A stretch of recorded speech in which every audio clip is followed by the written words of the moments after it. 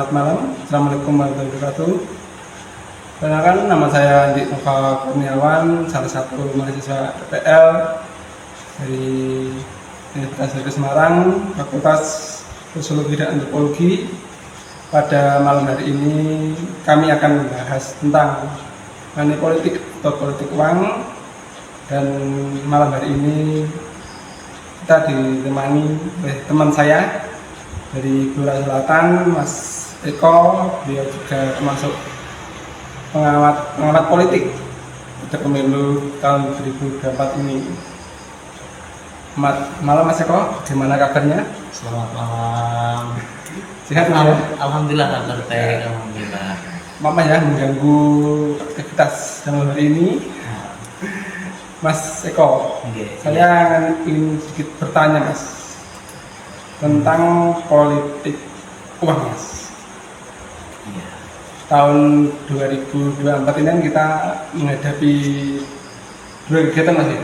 Iya. Di kemarin bulan Februari itu Pilpres, dan di bulan November itu Pilkada Mas ya. Iya. Saya ingin sedikit bertanya Mas kepada Mas Eko, apa sih Mas yang Mas ketahui tentang politik uang Mas? Iya. Sebelumnya perkenalkan, nama saya Eko Budi Sutrisno, sarjana ekonomi. Saya keseharian sebagai pengamat politik di Blora Selatan, dan kebetulan hari ini saya diminta untuk mendampingi beliau, Mas Andi Nova Kurniawan, yang merupakan mahasiswa dari UNES untuk prodi Sosiologi dan pendidikan sosiologi dan antropologi. Ya. Memang dari tahun ini kita dihadapkan dua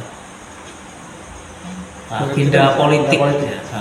Yang pertama itu kemarin kita ada pemilihan umum, yaitu kita memilih legislatif dan juga presiden dan wakil presiden.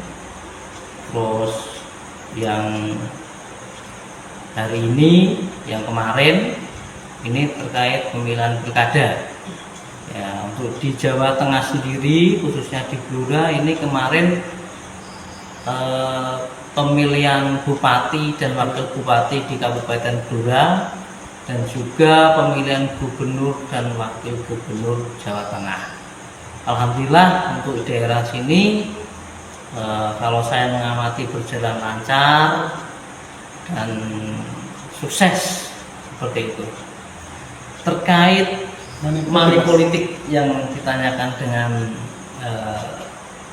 Mas Andi tadi, kalau ini menurut pikiran saya, Iya Mas.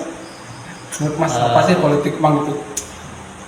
Politik uang sendiri itu pada dasarnya sulit untuk dihilangkan, tapi sebenarnya bisa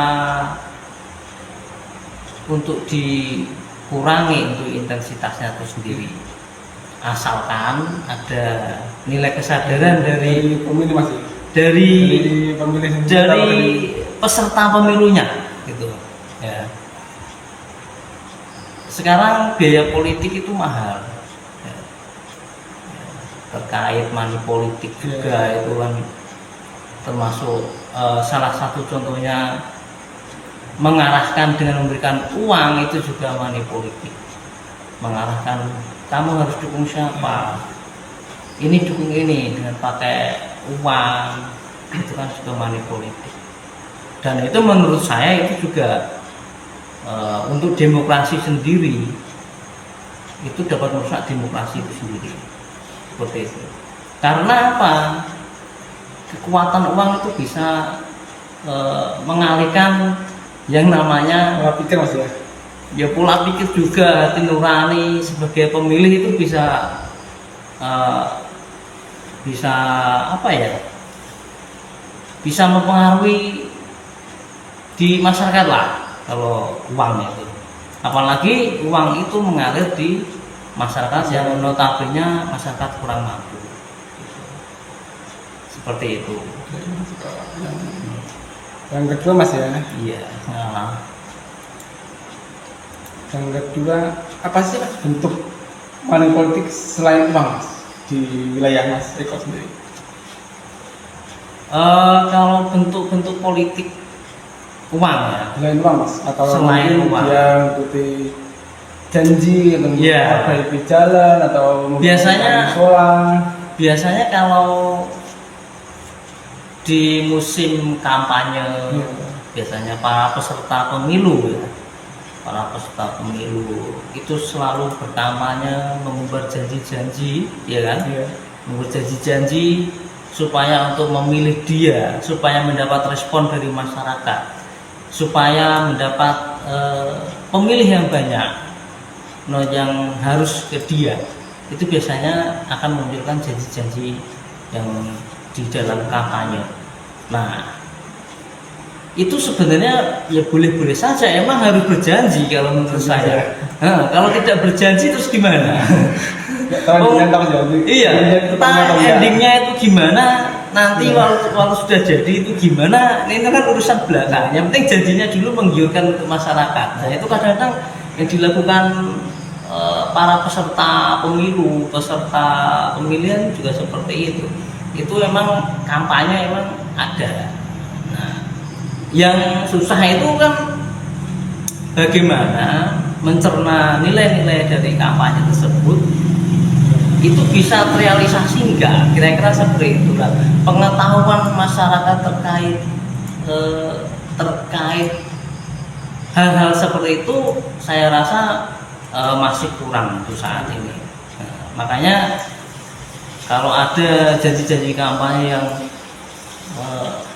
yang agak-agak tinggi-tinggi itu ya, itu kan lebih menarik gitu kan. Nah, ya kalau masyarakat awam biasa tetap dicerna, wah enak ini enak gitu. Biasanya seperti itu. Lagi mas ya. Ya, Maaf ini banyak pertanyaan mas ya. nggak apa-apa. Mas, mengapa sih politik uang itu sering terjadi di negara berkembang atau di wilayah yang notabene-nya berpendidikan tinggi, di wilayah yang berkembang mas? Ya, ini problema atau masalah atau problem di negara yang berkembang memang seperti itu. Negara berkembang itu dalam artian negara yang sebagian masyarakatnya masih di bawah garis kemiskinan gitu. Ya emang sudah ada yang kaya tapi masih banyak yang miskin. Nah, itu biasanya untuk money politik itu subur di situ. Udah masuk masih di kalangan Mudah masuk miskin ya? di kalangan masyarakat miskin itu lebih masuk. Misalnya itu money politik terjadi masyarakat yang punya uang misalnya. Iya. Mungkin dia juga punya pilihan sendiri karena mungkin terkait ada hubungan tertentu. Tapi untuk masyarakat yang mohon maaf ya, yang Iya. garis yang menengah ke bawah lah ya, ini juga rentan terhadap money politik. Nah, itu bahkan kalau menurut pikiran saya ya terjadi money politik ya di situ. Soalnya mereka yang ngasih uang itu butuh suara, yang dikasih itu butuh uang. Gitu. Nah itu kan apa ya? Kayak mutualisme Ya. itu kayak. Kalian menguntungkan mas ya? Iya, tapi kalau bisa janganlah. Kalau bisa janganlah ya. Kalau bisa janganlah. Kalau di wilayah mas sendiri mas, untuk kelemahan itu sih mas, terkait pangkat atau prades, Ya. itu berperan nggak mas untuk mengurangi angka? Iya, jelas, politik? jelas. Sebenarnya dari penyelenggara sendiri sebenarnya sudah di semua struktur sistem itu sudah mencakup semua. Di situ ada yang paling bawah, kalau di kecamatan sini kan ada PPK ya, yang di jajaran KPU, terus ada PPS itu di jajaran tingkat desa atau kelurahan. Terus nanti di hari H itu ada KPPS. Terus dari Bawaslu sendiri di kecamatan itu nanti ada Panwaslu kecamatan. terus di tingkat desa ada panwas desa, terus di TPS nanti ada panwas TPS. Sebenarnya semua sistem itu semua sudah mengawasi semua dan sudah mewanti-wanti semua terkait penolakan money politik tadi. Nah, tapi itu semua juga tergantung pada pelakunya ya, tergantung pada peserta pemilu. Kan money politik itu kan dari peserta pemilunya. Kalau nggak dari peserta pemilu mungkin sebet-sebetnya kan gitu kan. Kan nggak mungkin yang money politik itu orang lain. Kan yang berkepentingan di sini kan ya apa ya yang berkepentingan ya di situ. Yang berkepentingan ya di situ. Peserta pemilunya. Kalau peserta pemilunya dia tuh nggak ngasih duit, ya nggak ada money politik kan gitu ya, iya kan? Sekarang menurut Mas, money politik itu dapat mengganggu proses demokrasi tidak Mas? Jelas, itu bisa mengganggu proses demokrasi secara hasil mungkin ya, secara hasil. Dia tuh ibaratnya gini. Harusnya itu yang jadi itu orang yang baik misalnya ya. Tapi gara-gara uang itu jadi pemimpin yang salah gitu loh. Ya. Mungkin yang paling nampak hasilnya nanti di situ. Terus ada lagi terkait hasil perolehan itu juga secara selimitan ya kalau ada money politik juga susah. Calon yang apa adanya mungkin bisa kalah. Yang pinter bisa kalah Mas ya? Iya, yang pinter itu bisa kalah dengan yang punya uang tapi goblok tadi ya. Gitu. Ini Mas, seandainya Mas menjadi atau Mas atau memimpin di suatu wilayah, bagaimana cara Mas untuk menangani atau mengurangi angka money politik di wilayah Mas? Dengan cara apa? Kami di situ ya harus dimunculkan tingkat kesadaran dari bawah, intinya dari masyarakat gitu. Insya Allah kalau masyarakat itu sudah sadar, sudah paham tentang apa sih politik itu baiknya di mana, bagusnya di mana. Insya Allah walaupun itu masyarakat dibayar berapapun, mungkin yang namanya pilihan hati ya mungkin bisa menang calon yang gak punya uang gitu.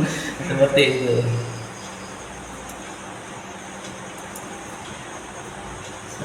Seperti itu. Kalau menurut saya, Mas, bagaimana sih Mas cara mengidentifikasi terkait money politik Mas dengan cara apa? Untuk mengetahui itu dari situ ada money politik, di wilayah sana juga ada. Sebenarnya untuk mengidentifikasi itu juga menurut saya agak sulit. Tapi di situ juga ada indikator tertentu. Biasanya kalau calon masuk ke situ dia menjanjikan pasti ada embel-embelnya. Biasanya seperti itu. Kalau yang terjadi di masyarakat itu seperti itu. Cuman kita juga tidak bisa memantau secara pasti, ya kan. Kadang-kadang juga ada calon yang baik, ada yang nggak semua calon itu money politik, nggak semua. Tapi 80% Mas ya, money politik ya? Ya kurang paham saya 80% atau berapa itu. Tapi yang jelas itu politik itu mahal gitu. Politik itu mahal. Seperti itu.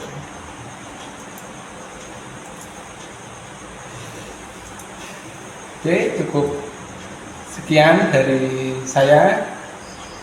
Apabila ada kekurangan, saya dan Seko laku narasumber mohon maaf dan sebesar-besarnya. Dan apabila ada tutur kata juga saya mohon maaf. Tetap berkata, wassalamualaikum warahmatullahi wabarakatuh.